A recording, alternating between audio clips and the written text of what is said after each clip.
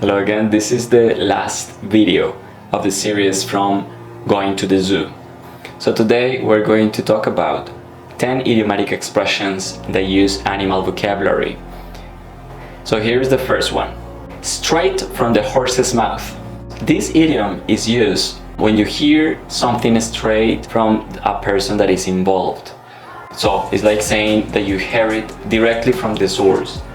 An example would be, believe me, the company manager plans to fire half of the staff. I heard it straight from the horse's mouth. Second idiom, straw that broke the camel's back. A single or little thing that exceeds the limit of patience. Example, gosh, when I saw my boss receiving that bribe, that was the straw that broke the camel's back. I filed my resignation letter right the next day. Good. The third idiom of today is pet peeve. A pet peeve is something that annoys someone. Example, one of my pet peeves is when people speak at the cinema. Okay, the next idiomatic expression is busy bee. A busy bee is a very busy person. One who usually moves from an assignment to another one very quickly. That is a busy bee. Number 5, the elephant in the room. This one is very common.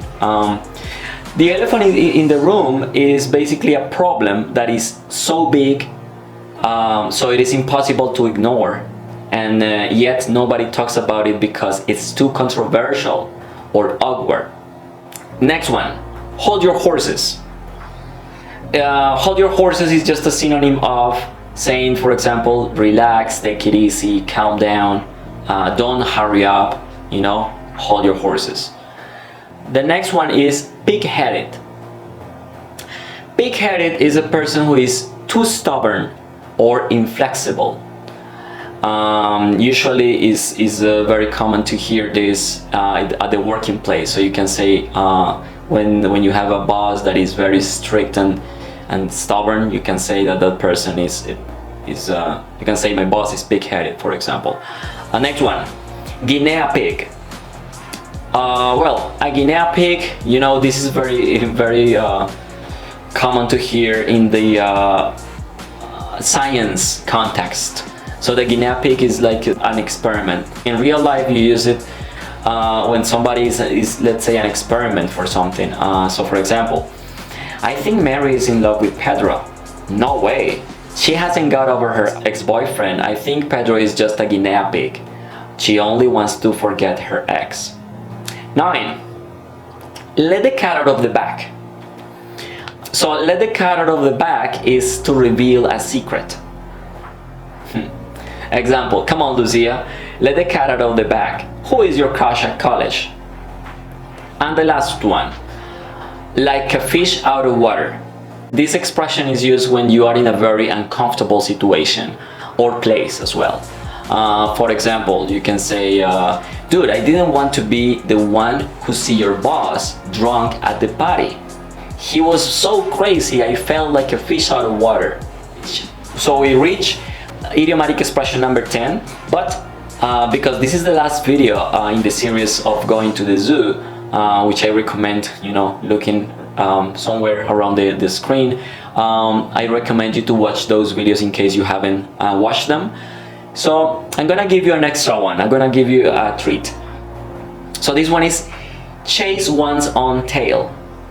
This idiomatic expression is used when you want to insist, or when somebody wants to insist on something which will not have a positive outcome.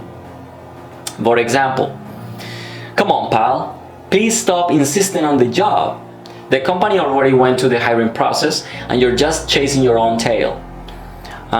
So you can say your own tail, her own tail, his own tail, our own tails, we're chasing our own tails, or they are chasing their own tails. So depending on the subject of the sentence, the people who are, let's say, insisting on something, well, the possessive will also change. Alright, so thank you again for watching this series. Soon I will be publishing another series. There will be a video talking about the rivers that we have in Cali, Colombia. So stay tuned for that video as well. There are some other videos coming. We're gonna start talking about very interesting things about Colombia. I'm going to also talk about some things from Latin America in the future, and well, also some grammar things, because of course if we want to learn English we also need to talk about grammar. There are also some videos in which I'm going to share my advance on the research project I'm carried out at the Universidad del Valle, so stay tuned for that in case you want to know a little bit about research as well. Okay, so thank you very much.